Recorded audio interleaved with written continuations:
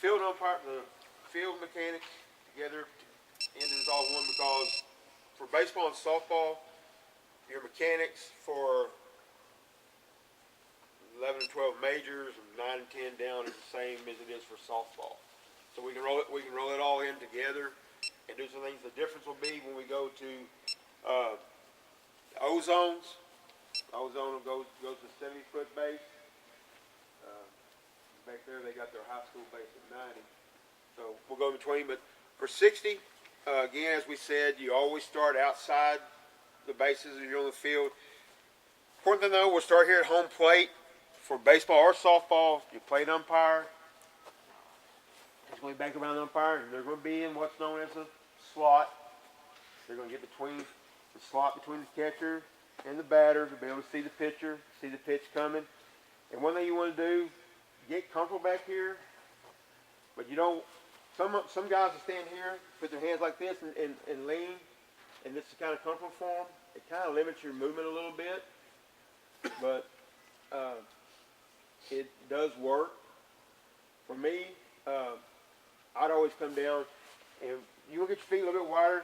For me, just a little bit wider than my shoulder. One, I'm not as limber as some of y'all may be. And then when I go down, I keep my hands in front of me, and I squat. My back doesn't bend. I just squat down, and I see the pitch. My eye level's up at the top of my zone, and then my mask, my bar, I set at the bottom of my zone. So when the ball comes in, if it goes below my mask, it's too low. I call it a ball. So on a right-handed batter, I'm going to be here, and I'm not going to go down too early. They do a lot of things out there before they pitch. So until they get ready to start their motion, I'm here. And they start their motion, and then I'm dropped. I'm here, so I don't get here too soon and get worn out. Especially with baseball, because your 11 and 12 one, they're going to be picking off, so you don't want to go until you see him ready to come home. Because you may get down here like this, and he may be sitting there, he may step off, he may hold it for a few seconds before he decides to throw to first base, and you're kind of wearing yourself out. So again, slot between your right-hand batter, left-handed batter, be there, eyes at the top of the zone, and then you're kind of sitting here at the bottom of the zone. So you're sitting here, you're watching, and all you can do is you see the pitch come in, and you just kind of move your head a little bit and follow the pitch in. And be just far enough behind. You don't want to get in the catcher's way. The catcher squat down there. So I want to be back where if I put my hand back, I'm about 6 inches away from them. That gives me plenty of time. The catcher rolls that way, I'm going to open up this way too. Get out of them, keep the ball this here moving. Same way if I got left hand. If they go that way, I'm going to read my catcher. I'm going to open up with my catcher. Catcher's going to take you to the ball. You're going to be out of the way. If you go this way and they go that way, you run into one another. Now, you very well could have umpire's interference. So this one, again, it's all about positioning, being comfortable, and not pressing. I say don't go down too soon and wear yourself out, because at the end of a 2-hour ball game, 7-inning ball game, you're liable to be kind of tired. If you drop too soon on your older boys, you'll have a catcher do this right here. Mm-hmm. Then you're standing over here by yourself.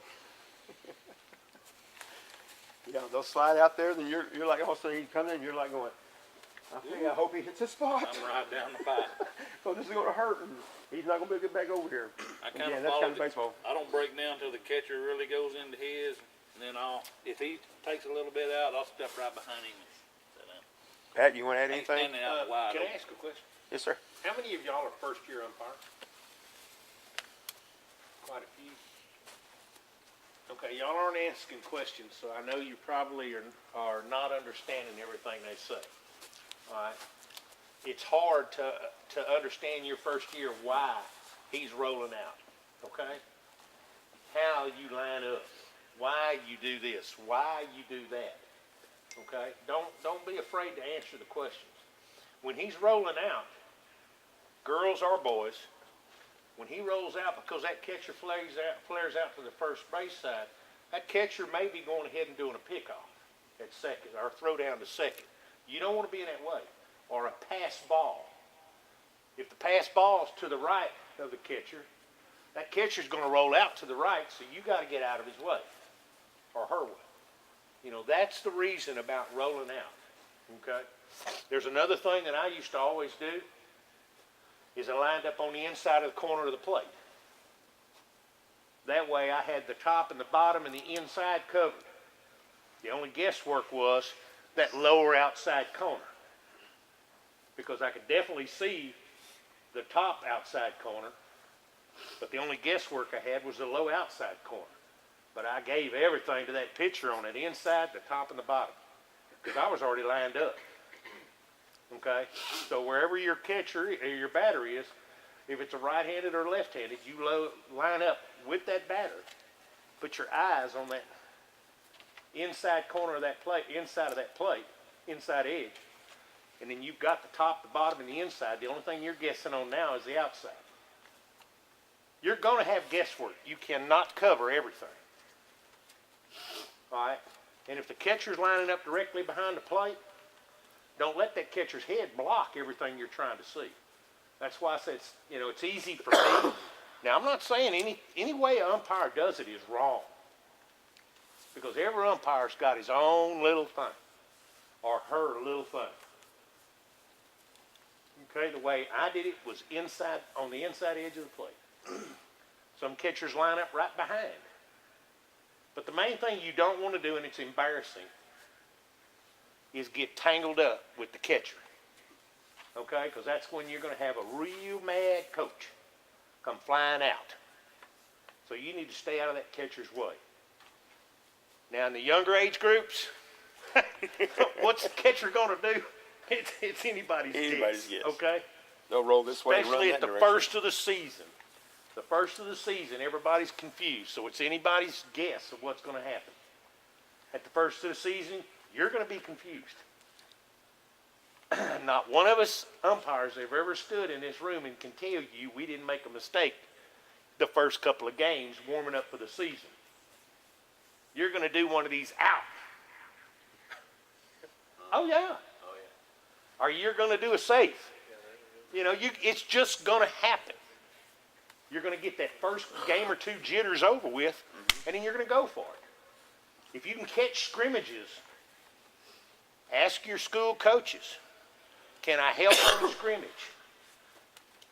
That gives you some warm-up time. Before you get into high school, before you get into full season or summer ball. So any kind of experience you can get, take it. You got a little brother, little sister that's practicing. Yeah. Ask them, hey, coach, you mind if I get out there and practice a little bit myself? And you're just going to get better, and you're showing that dedication to wanting to hone your craft and hone your skills. You're going to be a better umpire. You're willing to work hard. You'll be better at this. And on that, all you first-year officials, don't take it personally when coach comes out on you. It doesn't matter if you're wearing that uniform, or if I'm wearing that uniform, or Dean's wearing it, or Pat's wearing it, and we all got over 20, I'm going to safely say all over 20 years experience. They're mad at the uniform. They're mad at who made the call because they don't agree with it. As an umpire, every call you make is 50-50. 50 agree, 50% don't. You're going to have to get used to it. So if you can't take that, it's going to be hard to be an umpire. That's one reason I tell all my first-year officials, don't go out and spend a whole lot of money on a bunch of stuff and decide, this isn't for me. My daughter wanted to do it, and she's a pretty tough gal, and has played flat ball and all that, loves it, still playing now, and she's married and everything, she's still playing. But she's 1 year of umpiring, and she's like, Dad's not for me. I'm a people pleaser. I like to make people happy. And as an umpire, I can't do that. But remember this, one major thing out there. You're here for these children. You give them the best you can do. You're going to make mistakes. Our Lord and Savior is the only one that's perfect. An umpire is not, a coach is not, a player's not, a parent's definitely not. Okay? So you just remember, you're out here for these children. A coach comes out on you, he's not coming out to attack you personally. Okay? He's probably mad usually at his child because they didn't swing at that strike you just called. So they're going to try to make you feel bad and that child to feel good. Don't worry about it. The umpire messed up. That was a ball, that was a ball, that was a ball. You know, and it was right down the pipe. Yeah, Most of these children know what you've done, and it's right. And another thing, again, hopefully you are out here for the children. Give them, they can't play. It's hard for them to play a game if they don't have someone umpiring and making sure everything's fair. But one of the greatest privileges you can take out of this, and it happens to me all the time, and it tugs on the old heartstrings whenever you go somewhere and that kid goes, "Hey, you umpired my game. You're an umpire. I remember you." Yeah.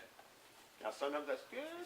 Sometimes it can be the other way, but most of the time it's good that they remember and they associate you. Hey, because I treated them fairly. I talk to the players, and especially like I said in there, explain the rule to explain why they're out. If they, why am I out? Especially the little guys. Why am I out? Explain to them, and they'll understand. We're teaching them to grow. Most of your job as an umpire, you wind up kind of teaching the sport and the game. When you talk to them 7-year-olds and them 8-year-olds, I've found over the years, instead of towering over and talk to them, it's better to squat down and talk to them. Talk to them face to face. That way, they get it a little more. You're up here and they're looking straight up at you, and sometimes they don't get it. A good Just be a warming little thing. more personal with A them. good warming tool, you can start out with a catcher. Tell them, says, please, now don't you get me hurt, okay? If you don't want to see this old man cry if I get hit with a ball. So, if you can help me, I'll help you, okay? And a lot of these kids will love that because it makes them feel better about the job they're doing. And if you can build up, but now don't mess up and build a rapport with one catcher and don't build a rapport with the other catcher. You tell them the same thing when that first inning comes up. Each catcher, you build up some kind of rapport. High school and college, especially the big high schools in college ball, they love you as an umpire when you come up to them and says, okay now, don't be letting me miss this pitch. I tell them all the time, hey, you know what your job is? And most of them, if they already heard it somewhere, they'll say, for you not to get hit. And I say, we're going to do fine. Unless you have a partner that can't. As long as you don't let me get hit, we'll be great. So again, it's about building that repertoire with that kid.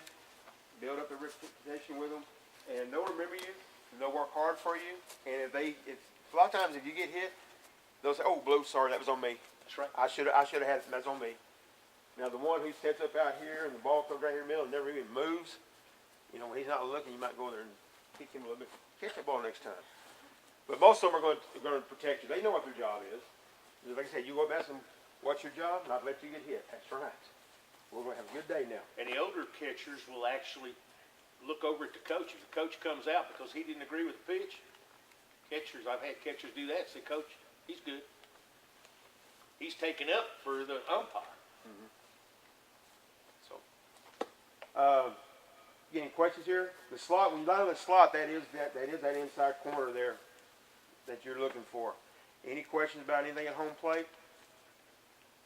Another thing you do, no matter what age group you're doing, if you're doing coach pitch and you're doing coach pitch, you're generally going to be standing over to the side. I stand in front of the batter so I can see. What do y'all do, Ben? I try to get my guys to all stand in front of the batter because if they throw the bat, They they're throw the not bat, going to throw they're it not- out in front they're not of throwing them. it in front. They're going to throw it behind them. And you can see that, and you can see, so you can stand here, and they're generally not going to foul a ball off this direction. But stand here, and I say, tee ball up. When the ball's hit and ball's put in play, I'm not camped out here saying, "Good luck, partner. I'll be waiting at home for you." I'm going to be out here moving. One, if he's over here, I've got to help him at first base, and then I want to be out here watching him play. I'm not way out in front of here, but depending on where the ball is, I'm going to move out to give myself a better view of the play, understanding what play is his, and I don't want to make one before he does if it's his play. The field umpire has got the call in all bases, first out on the infield, except home plate. This one's your UIC. On any play out here, first, second, or third, if it's the first out, he's got it. And all I'm going to do, I'm going to be out here watching the ball, seeing where it's at. I'm going to track it. He's got the call at first base, but I'm looking at first base too. When I watch shortstop fields it, I watch him field it. I'm gonna watch the throw come across here, and I'm gonna see something. But Dean's call, I'm not giving any kind of indication of what I think. It's his call, and then I'm still, as runners on, I'm here. I can still get back home and make a call. Overthrow, I can be going this way. He can be coming inside trying to watch. So when he makes his call, coach wants to argue, he's going to go to him. The coach goes to the umpire who made the call. He can't come to me and go, hey, I want you to overturn that call, but my runner was safe. Not my call, coach. You got a question about the call, maybe go talk to the man who made the call, or the woman who made the call. If we get to, we need to get together, we will. And in this situation, get together and go, hey, great call, Dean. I saw the same thing. But also from here, I can see a pulled foot. And that stretches out. Because say if Dean was over here in a pulled foot,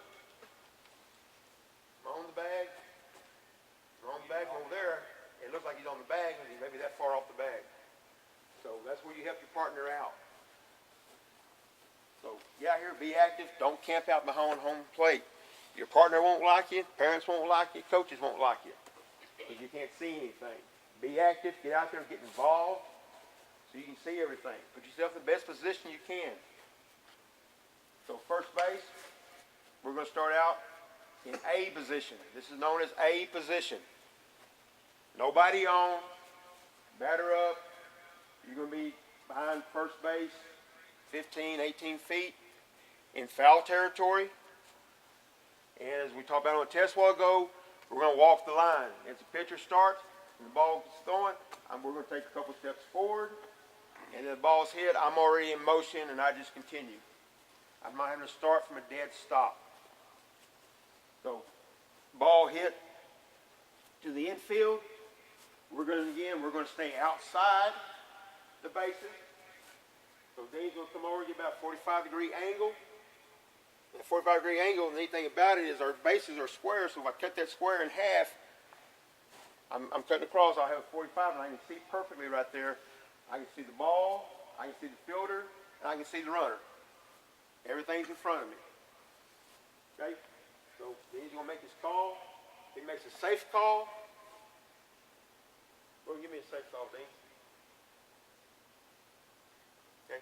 So get it called. If it's close, you need to sell it. Hey, it's a bang bang. Hey, which hit fruit? Ball and glove or foot on bag?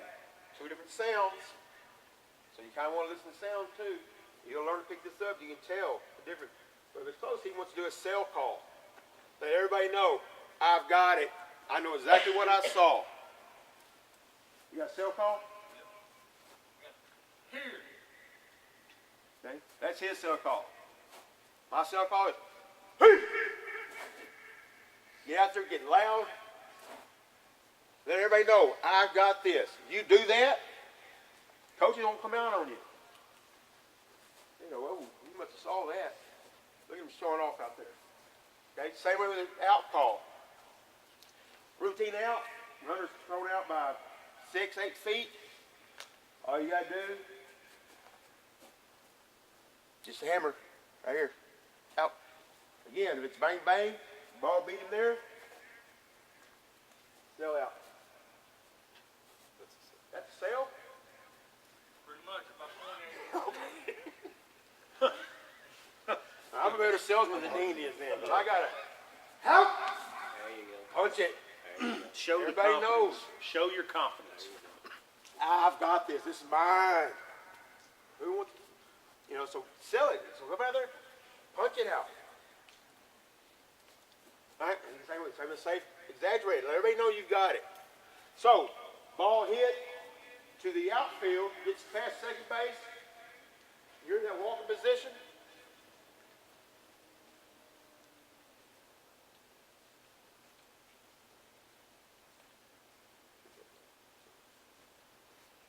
So he's going to watch it.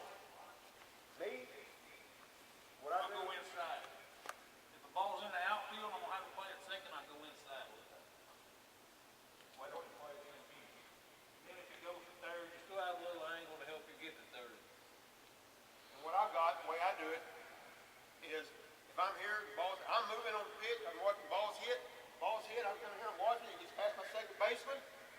continue in. I've got my runner. I rotate again at 45-degree angle. Runner hits the bag, ball goes in the fence.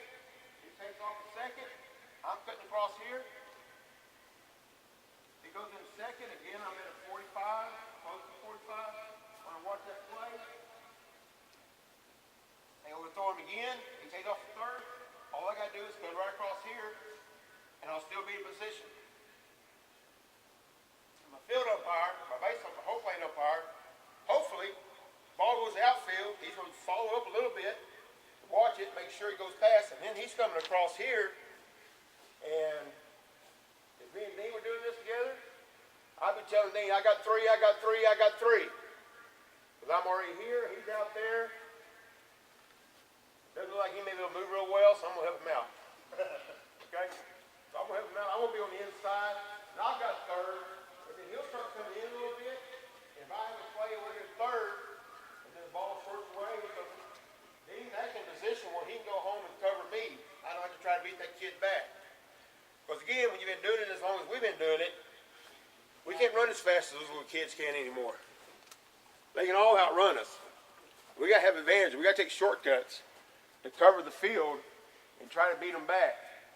Those 9 and 10-year-old kids who can jump up and be gone, I'm sitting there going, whoa, I'm not going to outrun him back here. So my partner's going to be out here to help me out. Okay, so following the play, if you got a runner on first base, nobody else, you're going to be in the B position, which is between first and second. But shade towards second, because that's where that runner's wanting to go. And that's where the defense doesn't want to let him get to. So, tight bases, they're not going to be in pickoff plays at first base. Softball, definitely not.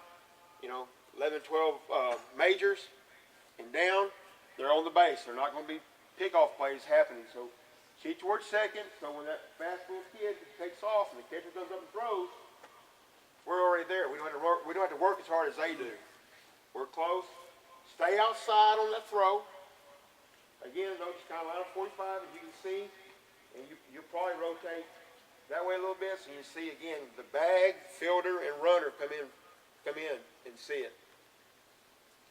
Okay, questions so far? Another responsibility for them is to watch the runner who can't leave early. True. So Good. that's another responsibility for Another us. responsibility for them again. That's where if you're not furnished a flag, like the rule book says, you just hold up instruction. Softball, Pat?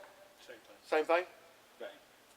We're going to have instruction, and then you're going to go to that coach and say, hey, runner left first base early. What part of the play do you want to take? It'll be a delayed dead ball. Yeah. Which instruction is delayed dead ball. Catchers, they say interference, but it's catcher's obstruction for their defense. It's a delayed dead ball. Leaving the base early, delayed dead ball. Little Johnny standing on top of first base, watching the ball hit the outfield, doing this, and other kids running. He's got to go around him, or got to run by him. Go, got the bag and keep going. You got obstruction again. So you'll see obstruction a lot if you're paying attention on that. Now, if we got a runner on second base or third base, you're going to be in what's known as C position. And C is you're going to be behind the shortstop, about 6 or 8 feet. And again, this one I'm going to cheat towards third base a little bit because I'm not as spry as I used to be. So again, I still got runners leaving early. Okay, same here with the girl on softball. Leave before the ball crosses the plate, or leaves her hand, depending on what age group you're playing. Some softball you can steal, some you can't. We still got the runners leaving early, and then whatever happens in between. Still, over there, if a ball is hit and the play's at first base, whose call is it? It's his. Who's closer to the call? That's the longest call in baseball. It is the longest call. I get questioned every year by coaches. Why do they make that guy make the call? Not sure, coach, but that's what the manual says. I said, I agree with you. My plate umpire is closer, has a better angle, but this is the one when your first baseman stretches out, he can't tell if I'm on the bag or not, because he's in a line with me. I'm over here playing first base, and the coach coming from short or third. And I'm stretched out here, my foot's on the bag, I'm stretched out. Boom. Hop. Everybody over here saw that I was that far off the bag. He can't see that. That's where, as a plate umpire, you have to make sure you're paying attention and not sleeping. Hey, pitch is over with, I got nothing to do. I can take this one off. Just like I coach my high school team, everybody has a job to do on every play. So out here as a partner and you're a team, you got to work together so the ball's hit. Again, I'm coming out, watching where it's going, watching the throw. I'm here, so if anyone's coming home, I get there, but I'm also right here watching the call, because if he can't see it, coach wants to challenge it, you know, Daniel's going to go, hey, I thought, was he off the bag or on the bag? I thought he was on the bag. I said, no, he's off the bag that far. Okay, we're going to change your call. It's up to you, it's your call. And it is up to him if he wants to change his call or not. I'm not going to tell him, man, you blew that one, you better change it. Okay? Hey, I had him off the bag. Man, don't let coach be standing there next to you when you're discussing it. Make coach get back, walk out a little bit, and talk about it, and don't give. I did a high school playoff game last year, and it still bothers me. To this day, I still dread seeing that coach. Because I made a call, coach challenged it. I called my partner, and my partner was walking to me from home plate. I mean, man, he's out there going.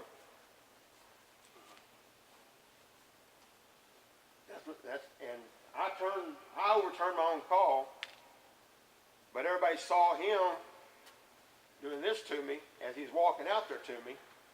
I knew I made the wrong call, so I was going to fix it. And I took a chewing because my partner walked out there already telling everybody. And I'm like, but I took it because I did what was right. I did what I knew was right. So You can't help what your partner did. right, but he kind of threw me under the bus there, and I manned up and took the chewing because I knew I made the wrong call initially, and I needed to fix it. Could you have fixed it without the appeal? You try not to. You try not to, because then that really shows that you messed up, and you want to try to get your partner to, again, when you go out there as a partner to discuss a play, don't give anybody indication of what you think the call should have been. Again, you're a team, and I never called this guy before. We didn't know whether we called out the same chapter, but I never called with him. And, he walked out there doing that, but I went ahead and changed my call to what I should have called. That's one of those where, like Pat said, you're going to do a out or a safe. And man, that's not right. Why did I do that? I guess what I'm asking though is, if you knew he was safe and you called him out, couldn't you call time and then went and talk to your partner without having the coach come to you? Yes. And that's and I've done that numerous times. Yeah, you can admit you made a Right, mistake, and you don't even have to talk to your partner. Coach, I was too quick. I pulled it too quick. Sure. He was out. Yeah. He wasn't safe. And then, you're going to catch the other fans. The other fans are going to go ballistic. But But you're doing it for what's right for the doing kids. what's right, and again, own up to a mistake, and the coaches have more respect for you. How about on his longest call in baseball, couldn't he just simply say, did he pull his foot, Well, He and then make the call? Yeah. he can, and you'll see some do it. What we want to see happen, especially with younger umpires, and hopefully your younger umpires will be partnered with a seasoned umpire, is get used to going to your partner and getting away from talking, and then correcting the call, getting the right call made. Your only concern about what you're saying is that if I don't make a call and I come to him and he says, I was looking at something happening here at the plate, oh, now you and both now look, I've got a no call. you both look stupid. Yeah. You've got to make the call and then change it. I got what you're saying there, but if you're asking me, if I'm the plate umpire and I got caught not doing my job, the only answer I can have to you is be safe. As far as I didn't see him pull his foot. Well, So then the that's, call was right back to that's you. your correct answer. You go to him, you go, you know, I'm gonna answer all the questions Yeah, you don't asked. don't get, y'all stand here like this and, hey, he asked me, did he pull his foot? Hey, I don't know, I was watching a runner at third base, was, you know, I had the lead runner. So I was watching that run, so I'm not gonna do it, I said. I'll say I got the didn't see it. timing out, the ball beating. And then he makes his Stay call. with our call. But no one knows what we're saying. We're not giving any kind of animation. And we're appeasing the coaches by getting together and talking. Even though I go, man, I can't help you out on this one because I had the runner going to third base. And when I saw where the fielder went, I knew I had to watch. I got to see the third baseman hit the bag. Did the runner go to third, hit the bag? If I'm focusing solely on this down here, then I miss that over there, or I miss interference, or I miss obstruction. So it's tough. But so get together without giving any indication of what you saw, and discuss it. And then the person who made the call, it's their call. You give, hey, I didn't see it, or hey man, I saw the foot, but it's just off the bag. You know, you can change it if you want to. And then the person who made the call, who's been appealed to, you back away, and your partner gets the call. No umpire will overturn another umpire unless it's got to be something real egregious, and best thing is not to do it, but sometimes there's times because of the egregious of the play itself that you need to correct because he fell down and made a call, or he gets hit, and then you get together though and try to. Coaches will want you to overturn a call, and you don't overturn a call. You try to get everything right. Okay, anything else? Any questions? And guys, ask questions, please. I mean, if you have anything on your mind, there's no such thing as a stupid question. We want to try to get this right. Some of you are first year, never done this. So if you have anything on your mind, any doubt, any question you want to ask, please ask. You got a lot of seniority around here who's been umpiring for a long time. All we want to do is train y'all up so we can step away. Because I'm already not umpiring as much as I used to umpire. Anything? That was the positions for tight base, right? That's top base. So, What about for open? okay, I left my phone in there in that other room. Where are we on time? You're right. 3:30. Okay. 3:38. Okay. You're fine. So, softball, this may not affect you, but it doesn't hurt you. So, obviously, the base is going to be at 70 feet. So, again, A position is still A position.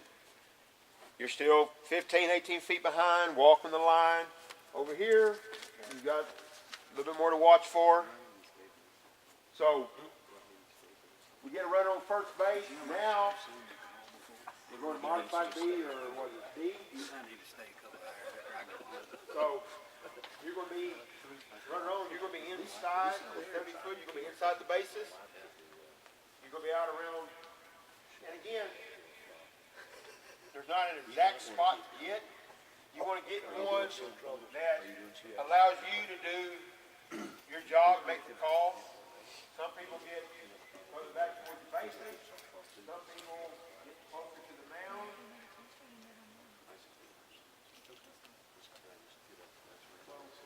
And then about halfway, because the first thing you got to do as field umpire is you've got to watch the pitcher from the waist down.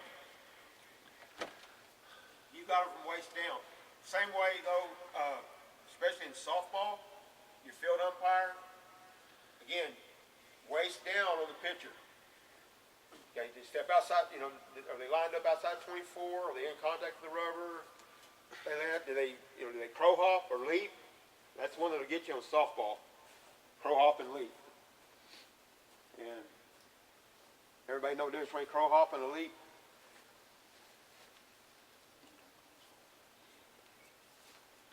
Crow hop is whenever you take a step forward and reestablish. You know, you step forward, and then now I'm pitching. So I took a step forward, I reestablished my push-off point, my pivot point.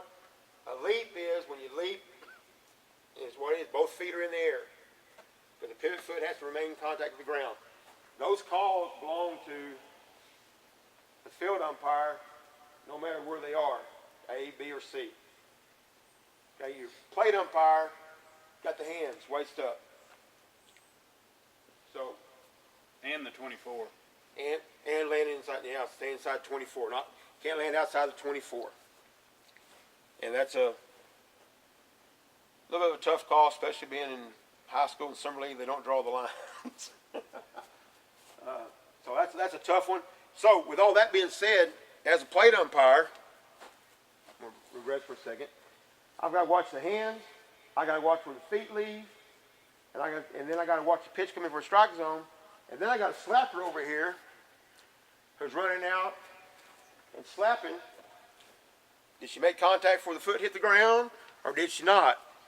And you've got to watch all of that. Or was she out of the box? Yeah, was she out of the box when she hit that ball? So, coach over there's gonna say she's out of the box. Parents back here goes, no, she wasn't. Shut up. You don't know what you're talking about. So you got all that going on. Coach comes out and goes, hey, Ben, and I'm like, Coach, her foot wasn't there because one, hitting, and then the foot hitting the ground, she's not out of the box. But you're watching all this, and you still got to call balls and strikes if she doesn't hit it. So as an umpire, you're basically going, man, I hate slappers. Because they add a whole new element. So there's a whole lot for you to do. And summer league ball, I don't think you shouldn't see too much slappers, but be aware of that. But there's a whole lot going on that you've got to watch all this stuff at one time. Kind of like Pat Walgo was talking about, hey, I'm that low outside corner, I'm going to have to guess at this one, see how close, hopefully, the catcher doesn't do way over here, I'm okay. If she just does this a little bit, I'm probably going to give it to her. Same with her, but I got to watch what she's doing with her hands.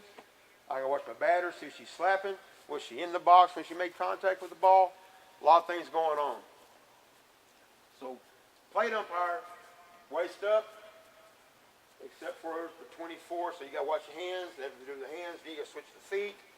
Then you got to switch the ball or strike. Then was she in the box or not in the box? So what's going on? Field umpire, waist down. Got to watch the feet on the boys pitchers and on the softball pitchers. So back to baseball, open bases. Pitcher out here, you got to watch. You tug over, break the plane, and then throw to a base. If he breaks the plane, you only go home. How many doing this? So you got to watch. Pick off throw. You got to be able to turn quickly and see.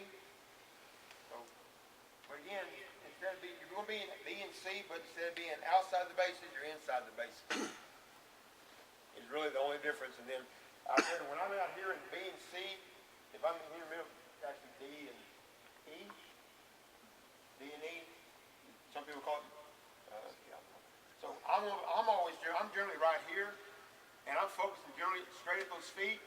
And then when he turns to go to first base, all I do is open up, and first base is there. And if the catcher throws a second, well, now I can stand up, and I'm going to move in a line, and I'm going to watch the ball go right over my head. I'm in line and watch that call. And then same thing over here in C position. And that's really the only difference with the open bases, is that you're on the inside now. The reason we don't get on the inside of 60 foot, because we're big, and we take up some space, and we get in the way of the throwing lane unintentionally. So be outside, work outside. As the ball hits the outfield, come inside. The rule of thumb is the ball goes out, you come in. The ball's in, you stay out. Okay? So that way, again, if you follow the ball, let it take you, you just turn and you watch. Okay. Any questions? Did you go over the pause or the discernible stop? I haven't. I was going to let the baseball go and then go do a little bit more of softball. Well, If that's fine. So I was going to ask you. So if there's no questions, guys, if you're here for baseball, you're free to go. Softball, hang around, see a few more things I want to go over with y'all specifically. And baseball, you're more than welcome to stay. Your community may need you to do both. Listen, guys, especially you first-year umpires, don't be overwhelmed by everything today, okay? It will flow for you. Don't worry about it, okay? Your first-year umpires, don't let all this overwhelm you, okay? You're Blue not, jeans, black until belt, you start getting everybody seasoned, mandatory you're navy. not gonna be Now, if other seeing people get everything other you want to colors, I mean, see. some of us have red, pink, It's black. just gonna take time. That's all it's gonna take. And give yourself some time. Don't let this overwhelm you today and say, oh man, there ain't no way I can do all this. And most No, times- you can at first, but you will eventually pick it Most up. of us got pink. And what I do, I don't ever put a first-year umpire behind Name the again. plate. I work them on the bases and let them get that down. I'll have a veteran, even if it's me, calling balls and strikes, and then let you get comfortable out there. You kind of pick up the speed of the game. If you're doing well, and I know the teams that are playing, I may put you behind the plate with me on the field to help you and protect you. And as a youngster, first-year official out there, hopefully your coaches are going to step up and protect you. They better step up and protect you Your name is. because they need your help, and we need you to umpire, and they're not going to let you get intimidated by some of these coaches. And some of these coaches want to come out and try and intimidate you, then contact I got a nephew named Troy. whoever's in charge of your umpires, talk to your league president, get over to somebody and go, hey, this guy's intimidating me, you know, this is what he did, and hopefully someone from the local board will step up and talk to him and tell him you can't be doing that, you know, these kids, you're out here learning, they're willing to do it when no one else is. You are out here because there's a lot of parents who think they know how to umpire, but they'll never step out there on the field and do it. Sit down and have a drink. New messages They'd received rather from tell Visa. somebody else what they did wrong than step out there and do it themselves. So remember that. We appreciate what y'all are doing. Appreciate y'all being out here and willing to do this. Don't take it personally. You're not gonna get everything the first year. Like I say, I've been doing it 20 years, and I still make mistakes. I still do things wrong. Nobody's perfect. Pretty good So staff. just continually want to get better. Work on it. Watch the games. I say any work you can get at a practice or scrimmage or anything, go out there and get it. I mean, you can go out there if you wanted to and volunteer your time to a game. If you know who's out there and there don't really need to be two umpires out there at the coach pitch game, I would never turn down someone wanting to go work the bases for me. So any work you can get would be great. Like I say, don't worry about it. You'll get it, and it'll all be okay. I've had 20 years of fun doing this. Like I say, I've got people that I don't remember, but moms and kids come to me and go, hey, you umpire our game. And that makes it all worthwhile. Because I'm out there for the kids.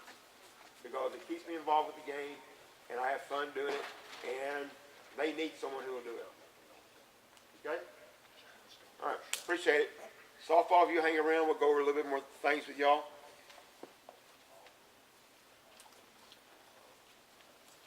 Let me say one thing real quick. Go right ahead. Softball. You that don't know us, the district director for this district is Beth Sprague. And you talking about a little fire and brimstone? That's her. Okay? I'm the state director for Dixie Softball. What Dean was just talking about, the local league, the coaches, and everybody supporting you, if you've got a problem with people coaches trying to intimidate, parents trying to intimidate, your local league doesn't want to handle it, or your local league won't handle it because of who that person is, or the prominency in that community, or we're becoming a society of non-confrontation. Okay? People don't want to be confronted. All right?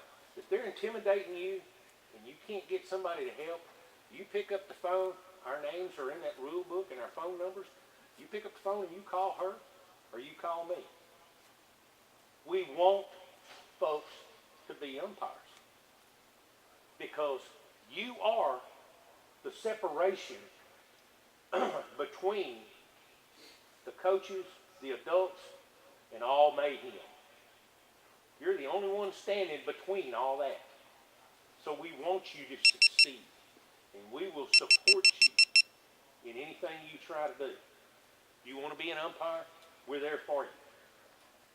If your local league's not, or if your coaches aren't, or your parents aren't, or whatever, you know, I've gone to ballparks where the parents are on the fence. trying to scream and holler and act a silly fool. Some of the parents even get as bad, just like the coaches, they act like animals. And you've got a couple of umpires out there that's new or uncomfortable or whatever, and they're just wanting to get out of there so they can quit forever. That's not what it's about. It's about us taking care of these children and giving them a fair game. We're going to make mistakes. But don't hesitate to pick up the phone. And listen, I still have umpires call me today. Say, hey, Pat, we had this call out here. We had this game situation. You know, we're not really sure what the book says this, but we're not really sure. Okay, sure, and I'll clear it up right there for you. So the next time you ever have that come up, it'll be clear. Don't hesitate to call me or Beth anytime. Because we're there for y'all too, just as much as we're there for those children.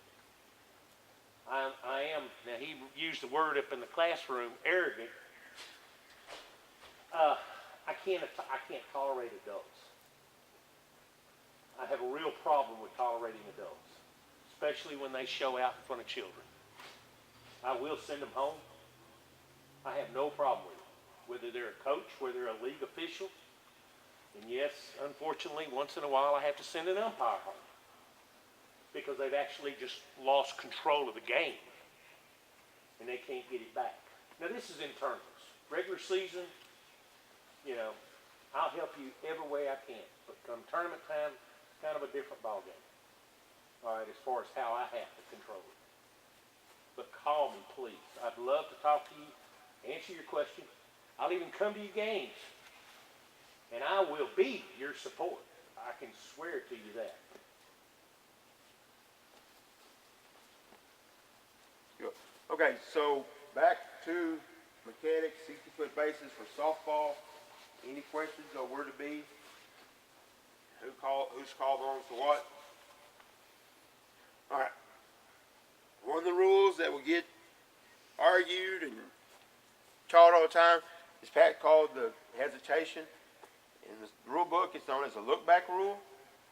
And you girls who played high school ball, y'all know what we're talking about, right? So, you got a runner running down the base path.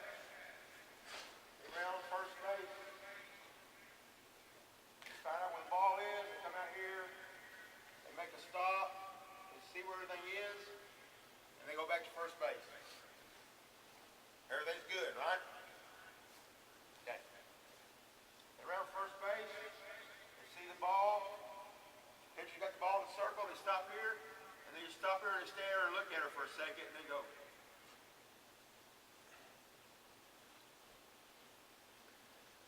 Or the runner ducks the shoulder. I'm going to do that one next. Okay. So, on this one, you come out here, she got the ball, I'm going to stare at her. She got the ball, she's looking at me, and then I head back. What we got? Got it out. Look back. You around that bag, then you got the ball in a circle, she didn't have to be looking at me. She be standing on the rubber. If I stand there and I stare at her for more than what would be a natural decision-making time, you know, I don't have to go, does she have it or not, and go back. Once she's got it, I got to decide immediately, go back or go. If I hesitate at all, dead ball. Runner's out.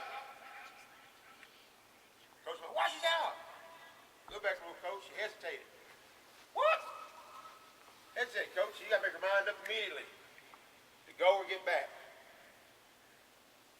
So, run down the base path, get in the bag, come in here, she's got it. I do this, and then I don't go or I fail like more than a second. Dead ball. Runners out. Look back rule. You got to immediately return or go. So, you have what's long enough time to make a decision. But you round the bag and you fake one way and then don't go, or fake both ways, that's automatic. They stop for just a second, assess, see where it is, and go back, we're okay, or go on, we're okay. But don't let them stand there for a couple of seconds. Just long enough to make a decision, and then they got to make a decision, and you got an out if they don't. Okay?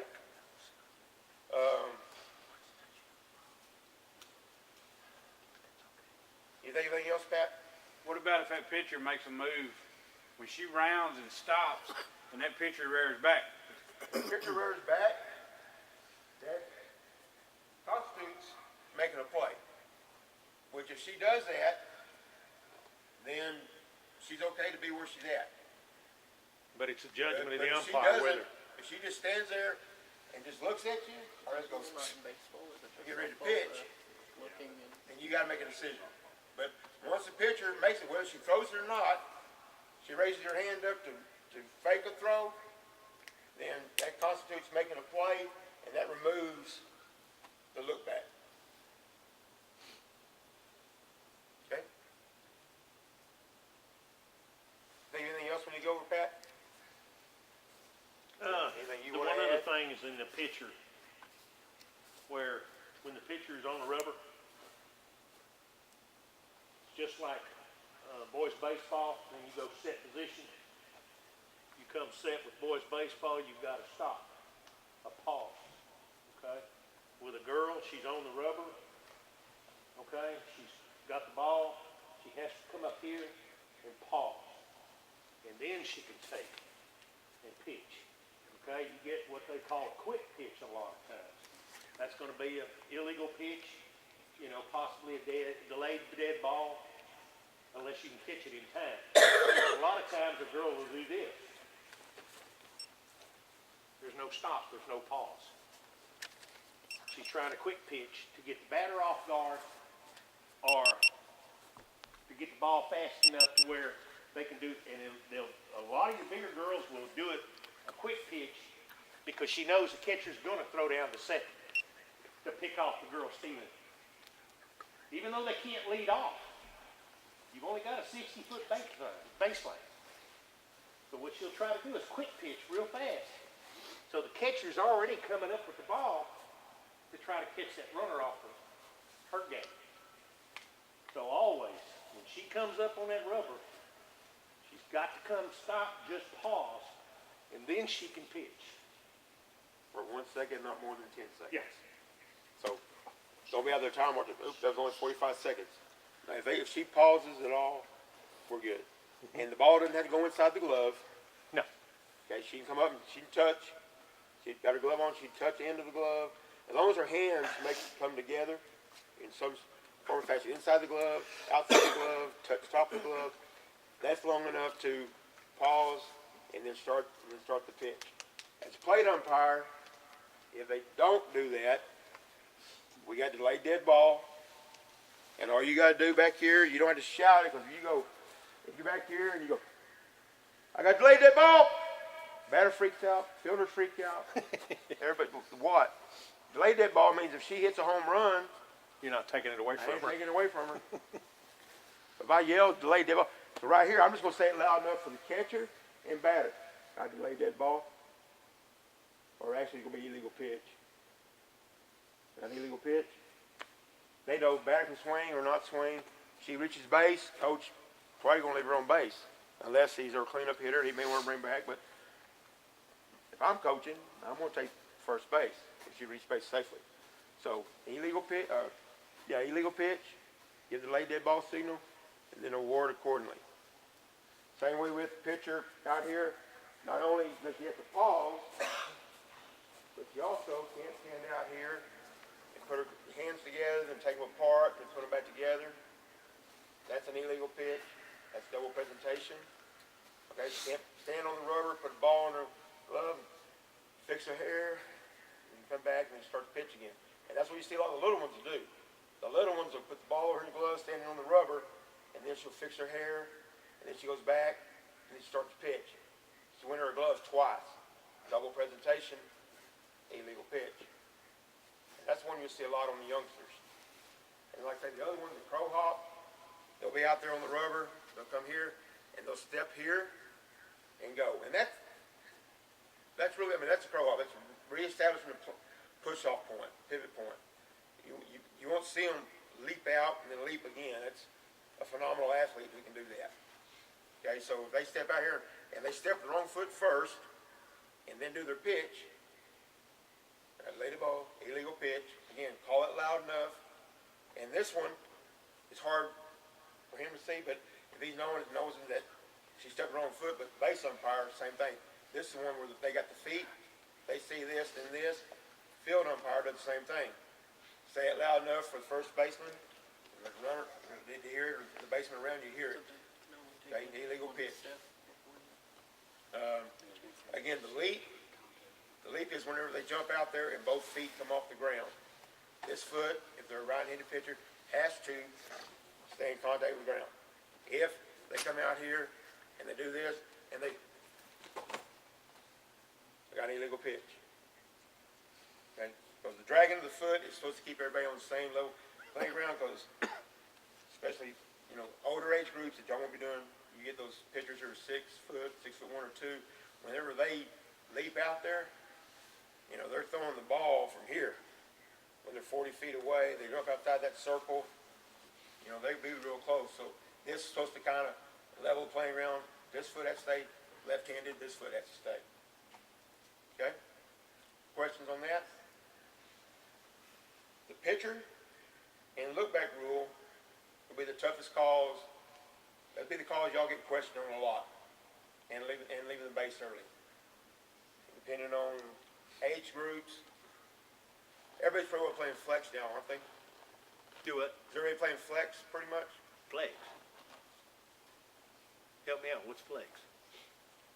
11, 12 flex, where the X-play? I'm sorry. Oh, X-play. X-play. I'm sorry. It's X-play. Most everybody's doing Most X-play. everybody- I'm sorry. I just had X and Yeah, that's okay. X-plays, which 9 and 10s, ball crosses plate or hand. Plate.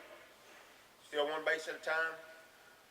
On 11 and 12s, No, 9 and 10s. 9 and 10s? Yeah. One base at a time. Yeah. So 9 and 10s. Again, when the ball crosses the plate, run and take off. 11 and 12, and it leaves the hand. 11 and 12 is just like high school. It's like high school ball. All the way up from 11 and 12, all the way up to 18. Good. I'm coaching an 11 and 12-year-old team this year. It's all in and that's in X-play. Yeah. So that, again, on this one is when you, and Pat will go over it more here in a minute on y'all's test and everything, I don't think so, Dean will. huh? I don't think so, Dean will. You're doing a great job, guy. So, those little rules, every age group in softball is really different than baseball. Because your sweeties can do some things, your angels can do some things, your darlings can do some things, and your ponytails. They all do something a little bit different. And then you get on up into your Debs. Bells and Debs. Bells and Debs. It's been a while since I coached Bells and Debs. Yeah, Bells and So- Debs are all So completely. they're all, but generally 11, 12s to up to the 18-year-olds all play the same. They play high school ball. So it's your little 9 and 10s, which are your angels, 7 and 8s, which are darlings, and 5 and 6, 4 and 6, which are sweeties. Little things different. So that's where you really want to make that note card about what they're allowed to do, whether there's an infield fly or not. Angels, there is an infield fly. 7 and 8s, there is no infield fly. And the sweeties, there's no infield fly. 7 and 8 are coach pitch. Yeah. Or modified at local league level. So every age group, you do something a little different. So put that note card in your pocket, pants pocket, short pocket, your plate umpiring ball, and have with you, and just before you go to the game, kind of read over it. And then at your plate meeting, it's real important at your plate meeting to you and your partner, or if you're out there by yourself, give the coaches, say, okay, coaches, we're playing 7 and 8 tonight. We've got a 1 hour time limit, 7 runs per inning, or 10th batter. No infield fly, no stealing. We agree with that. That way you're all on the same rule, everybody knows you're playing by the same thing. That's real important to establish that at the beginning of the game. Same way with any other age group you do. Discuss the main rules that you know are going to come up and play, and say, if I got this right, or are there any questions over this? And then they agree if there's a question, then clarify it there before the game ever starts. And then everybody's on the same page. Okay. Anything else, Pat? I don't think so. Beth? Get them a test and Will get you them do on. me a favor? Yes, ma'am? Will you tell them how to communicate with each other on the field? Sure. Hey, what'd you see? That's not what I had in mind. Help me, Blue! Okay, Never mind. let me go ahead and, let me interject one more thing about what they were talking about when you brought up the plate meeting. Folks, the easiest thing to end all problems before the game starts, let the coaches ask questions, okay? Now, the dumbest questions you're gonna hear is, what's your strike zone? Okay? Don't even answer it. Coach, it's in the book. Leave it alone. They're gonna ask you. That's part of their intimidation. Now, they're gonna explain to you that, well, my pitcher likes the inside, she's gonna be a little, come on. We're probably talking 9 and 10s, 11 and 12, and you're going, give me a break, coach. They're gonna ask you a question like that, So be prepared, but like he said, take that little card. Say, hey, we're playing Darlings. There's no bunt. There's no infield fly. And just 4 or 5 different changes, and that's only different. Your outs and safes, your obstruction, your interference, everything's the same. You just got a few little minor things that you want to just go over real quick. Time limit, run rule. But also, do not step on that ball field that first game without you getting with your local league and saying, hey, what is the rules? Are we playing by a run rule? Are we playing by innings? Are we playing by 10th batter? You need to know. So many times umpires get out there thinking they heard, and the coaches will actually convince them that this is how we're going to play. And then halfway through the game, especially when one coach is losing, which normally happens, one coach is losing halfway through the game, he's going to want to change the rules. And you've got a local league that just said that you've got to go by this and this and this. Well, the umpire already called it this way for 3 innings. They're going to start stirring up all kinds of trouble. Well, they're gonna say Pat called it this way last night. Oh yeah, oh yeah, oh yeah. Y'all are gonna get each other. Y'all are gonna get so blamed from one night to the next. Because I'll show up at the ball game and go to umpire. Well, that ain't the way Dean called it Tuesday night. Well, I'm sorry how Dean called it. We're calling it like this. You're gonna hear all kinds of stuff. But you need to communicate with your local league. Okay? And girls, I know some of y'all and some of you guys are looking at me like, man, I don't know if I want to do this. My daughter did it for several years. She started when she was 15 years old. She loved it, and she made a lot of money.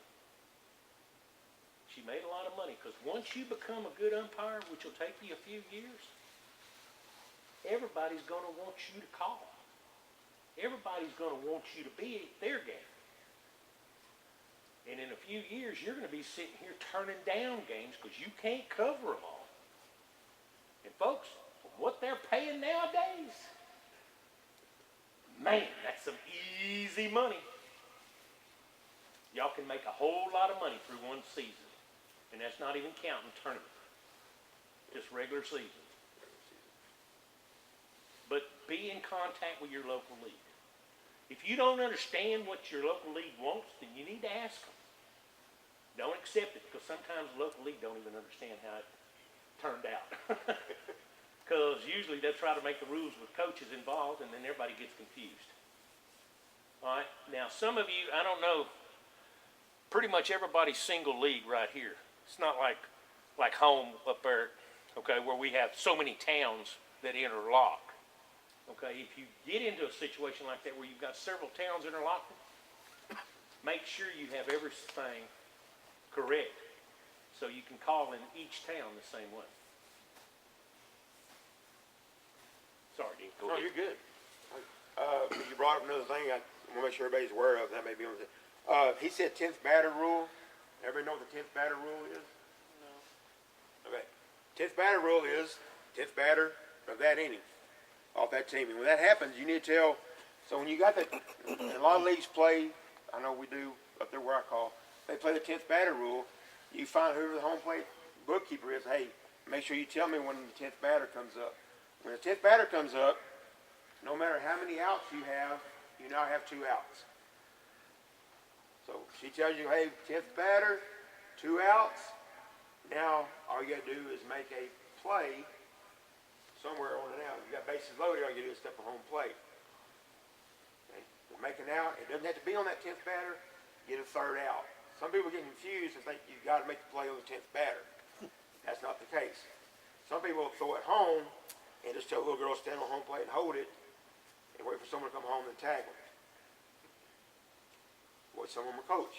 Also, if 10th batter comes up and she gets walked, she goes all the way to second base.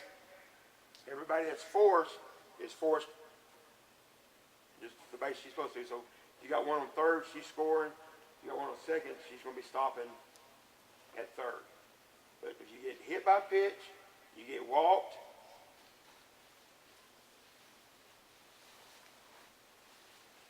you go to second base. I feel like there's a 3rd one. I don't think so. I'm sitting there racking my brain going. But walked or hit with 10th batter, she gets second base. Everybody that's forced is forced up. Nobody's on, she goes to second base, and it's over with. Okay, umpire and umpire communication. Everybody's got little different things they do, but communicate with each other, kind of knowing. One thing I did with my young umpires especially was I'd get them to mirror the count back. It's my home plate umpire. If mom and dad and grandma and grandpa are watching, umpire comes behind back here, he just flashes 2-1.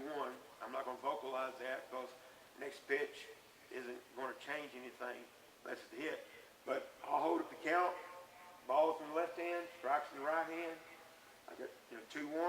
I'm not going to do this. Everybody got it? I'm going to go here. If you rotate it slowly. Everybody can see it. Field umpire, do the same thing back. Let everybody know, hey, yeah, I got 2-1 because both of you should have an indicator. Almost said clicker. Please have an indicator. Please, both of you have one.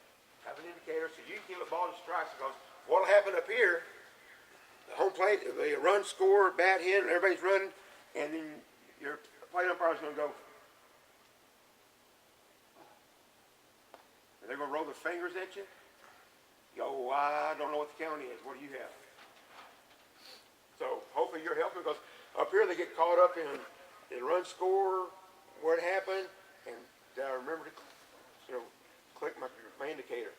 Did I roll it? Because sometimes you will, sometimes you won't.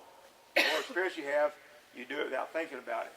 But if you're out there, you're keeping it too, and if you've been rotating, showing the count also, and then verify your clicker, you got the same count, and then when your partner goes like this, they're going to roll their fingers at you. That means, hey, help me out. But the only thing they're teaching now, though, just, hey, just go ahead and say, hey, partner, what count do you got? Say what? They really are. They really are.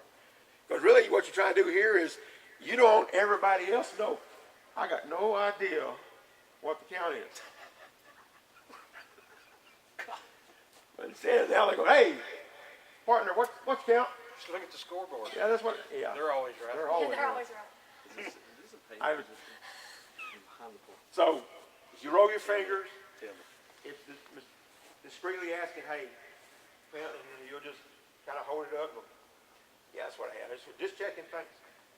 Okay, so that's one.